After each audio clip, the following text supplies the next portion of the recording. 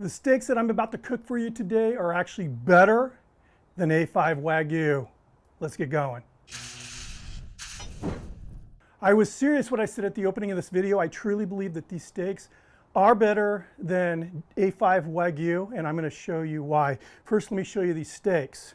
I have here Australian Wagyu, 2 inches thick, and this was sent by Jack's Creek out of Australia. They actually have a division here in the United States now, so we can get these steaks. And this is actually sent to me as a whole roast. I staked them out. I cut out about 4 that are 2 inches thick like these, and the rest are like 1.5 inches thick. These steaks have an MS score between 8 and 9, so an MS 8 and 9.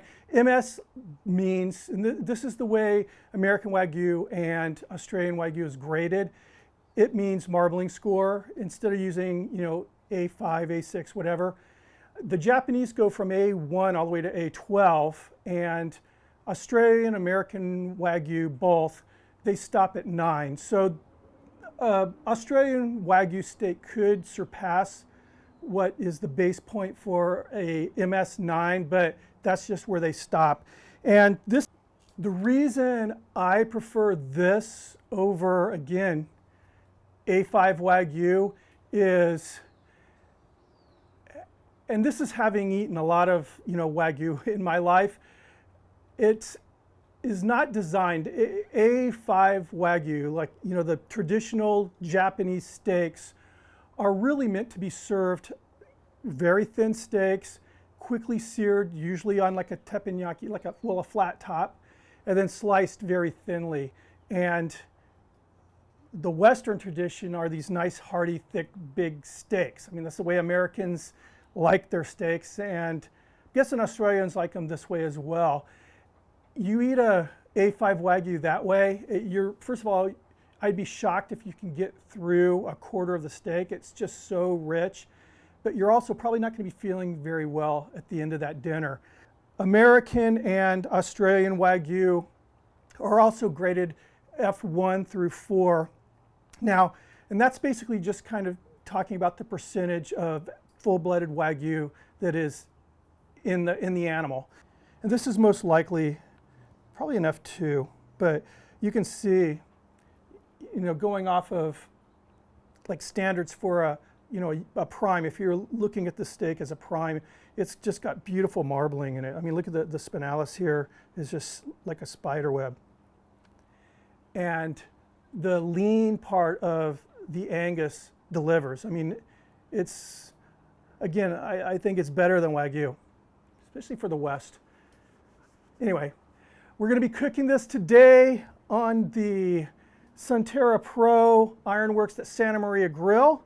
And before we start cooking, I'm going to make a simple chop house rub. Starting out with equal amounts of freshly ground pepper, and of course this is kosher salt. Sea salt work fine. I'm going to add some dehydrated minced garlic. And I'm not really measuring for this, I'm just more or less eyeballing it.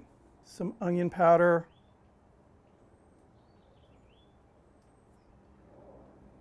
And some chili powder.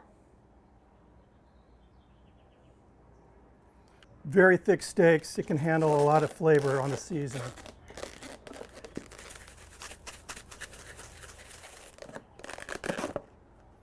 There we are. Let's go ahead and season the steaks. So I'm going pretty liberal on this. I want a nice crust. And as far as serving it, I'm going to slice it nice and thin in slices. That way you'll get, that crusty flavor with each bite. There we go. I'm going to allow these to set just a bit before we hit the grill. So like I said, we're using the Sunterra Pro Ironworks Santa Maria grill. And right now I'm burning a blend of lump charcoal and splits of tan oak. Good, get these guys down. So for this cook, what I'm going to be doing is just keeping it flipping and monitoring the temperature. I'm going to pull these about 125 degrees Fahrenheit, and these are thick steaks, so this is definitely not one of the old school, well, my grandpa only flipped a steak once. I'm going to keep this moving. I want to, again, slowly develop that crust.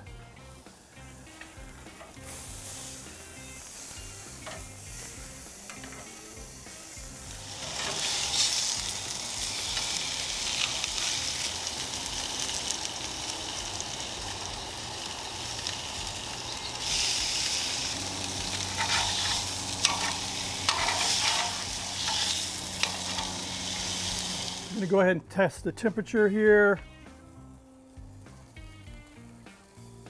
All right, these are all in that 125 degree range. I'm happy with that. I'm going to pull the steaks, allow them to rest, and then we'll check them out. I'll give you a slice and let you know how they taste. I already know how they're going to taste.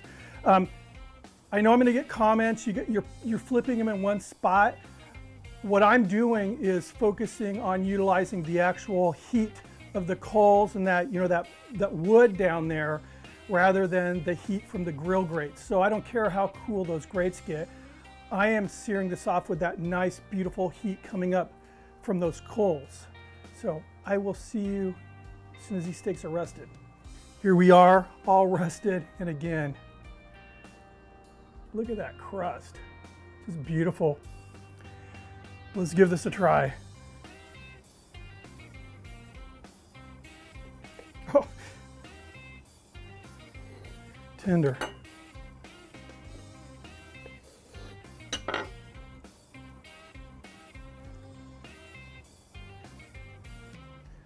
Nice medium rare.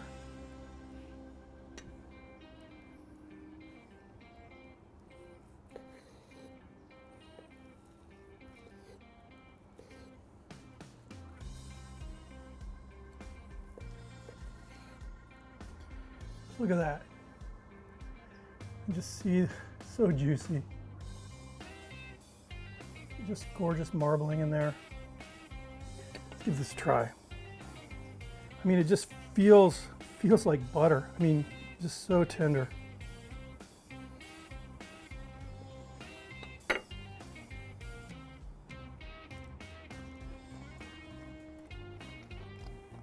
It's definitely the best of both worlds when, it's literally Wagyu and Angus colliding.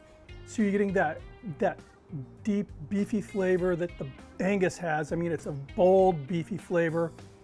And then that richness and that marbly fat that is, it coats your mouth when you're eating it. And again, it's just making the experience that much better. But it's not, in my opinion, like that, that A5 Wagyu that, one little bite like this and you're halfway done, because it's so rich that you start feeling a little bit off, if you keep eating it. It was good.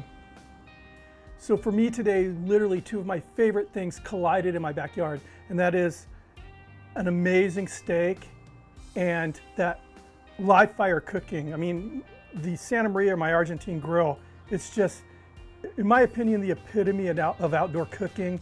And yeah, it's a good day today. I'll have links for Jack's Creek if you want to check out their steaks. Again, you're getting that amazing quality of a Wagyu, but it's just tamed down. It's not as ridiculously rich, and it's a fraction of the cost. Also have links, obviously, to my Sunterra stuff. Check them out. If you're not subscribed, please do. Make sure you thumb up the video, ring that notification bell. I will see you on the next video. Cheers.